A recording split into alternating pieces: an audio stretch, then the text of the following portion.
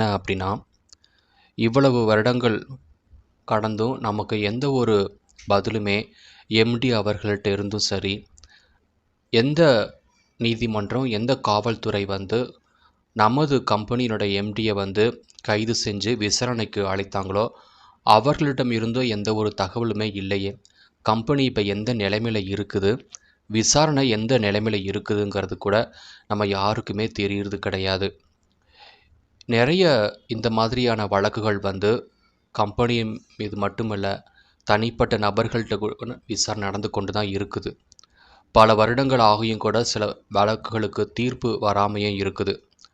அப்படி ஒரு வழக்குகளை இந்த மைவி3 கம்பெனியவும் போற்றுவாங்களா அப்படிங்கிறது கூட நிறைய உறுப்பினர்களுக்கு சந்தேகம் வந்து கொண்டு தான் இருக்குது. இதனால் பாதிக்கப்பட்டது மைவி3 கம்பெனியினுடைய எம்டி மட்டும் கிடையாது, இல்லை இந்த கம்பெனியின் மேலே பொய் வழக்கு போட்டு இருக்கக்கூடிய நபர்களும் கிடையாது. முழுமையாக பாதிக்கப்பட்டது இந்த கம்பெனியை நம்பி இருக்கக்கூடிய உறுப்பினர்கள் நம்ம எல்லாரும் தான். இதில் ஒரு தடவை கூட பணம் எடுக்காமல் முழு தொகையும் போட்டுட்டு ஏமாந்த மாதிரியும், இல்லை ஏதோ ஒரு மிகப்பெரிய ஒரு சொத்தை இழந்துட்டோம் அப்படிங்கிற உணர்வில் இருக்கக்கூடிய உறுப்பினர்கள் தான் பாதிக்கப்பட்டிருக்கிறாங்க. அவர்கள் எல்லோருக்குமே நம்ம ஆறுதல் தரக்கூடிய ஒரு விஷயம் அப்படின்னா, இந்த இந்தியாவில் நீதிமன்றத்தில் நிறைய வழக்குகள் பல வருடங்களாக கிடப்பில் தான் இருக்குது. ஆனால் ஒரு சமயம் அதற்கு எதிர்பார்க்காதபடி சில வெற்றி தீர்ப்புகளாக கிடைக்கும்.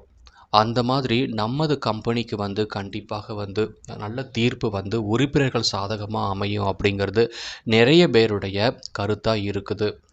ஏன்னா இதுவரைக்கும் இந்த கம்பெனியின் மேலே யாருமே வழக்கு தொடுக்கலை அப்படிங்கிறது தான் எல்லாருக்கும் தெரிஞ்ச ஒரு உண்மை.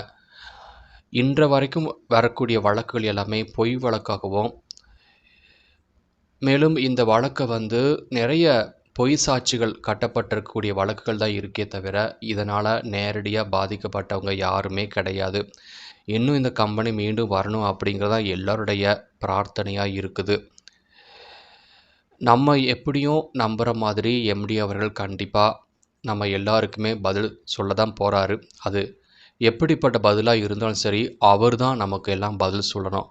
அது வரைக்கும் உறுப்பினர்கள் யாருமே நம்பிக்கையை தளர விடாமல், ஏதோ நம்ம ஒரு பணத்தை வங்கியில் போட்டு அது வட்டியோடு நமக்கு திரும்ப கிடைக்குங்கிற அந்த ஒரு நம்பிக்கையில் தான் நம்ம இருக்கணுமே தவிர, யாருமே நம்பிக்கை இழக்காமல், அவதூறுகளை பரப்பாமல், அவதூறுகளுக்கு பலியாகாமல் இருக்கணும் அப்படிங்கிறது தான் நம்ம எல்லாருடைய வேண்டுகோளும்.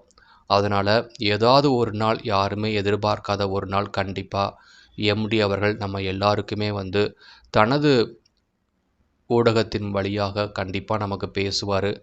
நல்ல ஒரு தீர்ப்பும் வரும் அப்படிங்கிறது தான் எல்லோருடைய நம்பிக்கையாக இருக்குது. ஏன்னா இந்த கம்பெனியில் கம்பெனியினுடைய வங்கி கணக்கில் இருக்கக்கூடியது சாதாரண பணம் கிடையாது.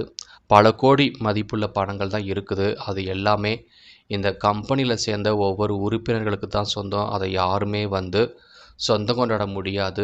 அதனால் எல்லா உறுப்பினர்களும் ரொம்ப விழிப்புணர்வாக தான் இருக்கிறாங்க. கண்டிப்பாக இதை யாருமே ஏமாற்ற முடியாது. இந்த அரசு கண்டிப்பாக இந்த மாதிரியான உறுப்பினர்களை பார்த்து கொண்டு தான் இருக்கிறாங்க. கண்டிப்பாக அவங்க எல்லாருக்குமே ஒரு நல்ல தீர்ப்பு வருங்க தான் இந்த அரசு முயற்சி எடுத்து கொண்டிருக்குது. அதனால் யாருமே அவதூறுகளை பரப்பவும் வேண்டாம், அவதூறுகளுக்கு பலியாக வேண்டாம் அப்படிங்கிறத நம்மளாம் கேட்டுக்கிறோம்.